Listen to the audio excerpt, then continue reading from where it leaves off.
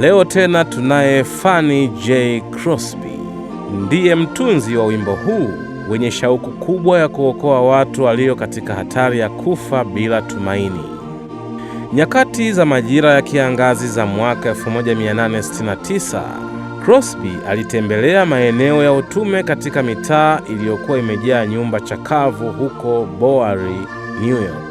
Alipofika kwenye maeneo hayo, alihabarishwa juu ya changamoto mbalimbali zilizowakabili watu ambao changamoto kubwa zaidi ya yote ilikuwa ni kuangamia kwa wakazi wa maeneo yale bila kuwa na tumaini la wokovu, yaani bila kumjua Mungu.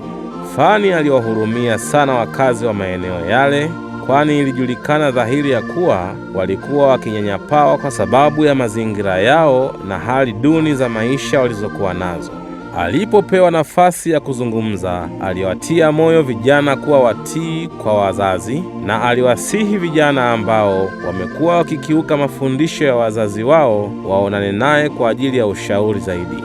Hivyo baada ya kumaliza maongezi, mmoja miongoni mwa waliokuwa wakimsikiliza aliitikia wito kwa ajili ya kupata ushauri. Kutokana na changamoto alizozisikia, Fanny Jane Crosby alikumbuka kwamba aliombwa na rafiki yake William Howard Doan kutunga wimbo kuhusiana na kuokoa waliopotea.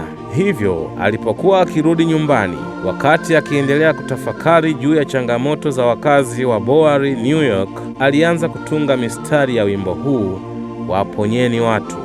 Kabla ya kulala, alimtajia rafiki yake maneno ya wimbo huu, na asubuhi iliyofuata aliyatuma maneno kwa Doan na kwa Cincinnati, ambaye aliyafurahia na kuamua kuyatengenezea tuni ambayo imepelekea wimbo huu kuwa na mguso wa pekee hadi hivi sasa. Basi enendeni mkawafanye mataifa yote kuwa wanafunzi, mkiwabatiza kwa jina la Baba na Mwana na Roho Mtakatifu, na kuwafundisha kuyashika yote niliyowaamuru ninyi, na tazama, mimi nipo pamoja nanyi siku zote hata ukamilifu wa dahari. Hiyo ni Mathayo 28:19 hadi 20. Yesu anahitaji kuwapatia tumaini waliokata tamaa pale wanapokuwa wanafunzi wake. Anahitaji pia kuwapumzisha wale waliochoshwa na mizigo mizito mara watakapomkubali Yesu kuwa mwokozi wa maisha yao. Mtunzi wa wimbo huu anasema, hata kama mtu ni mdhambi, Mwokozi bado anamngoja na kamwe hawezi kumdharau. Hivyo kwa subira yapasa na sisi tuwavute watu kwa Yesu. Usikubali jirani yako akafia dhambini. Usikubali ndugu, jamaa na marafiki zako akafa bila kumjua Mungu. Wapelekee habari njema.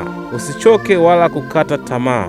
Endelea kuwasihi kwa mvuto wa Roho Mtakatifu, wataiona nuru na kuifuata. Ni upendeleo wa namna gani aliyotupatia Mungu kutufanya kuwa vyombo vya kupokea hazina za kimbingu na kujazwa na utoshelevu wa neema yake. Yesu alitiwa mafuta na Roho Mtakatifu, akatoka akiwa anafanya mambo mema.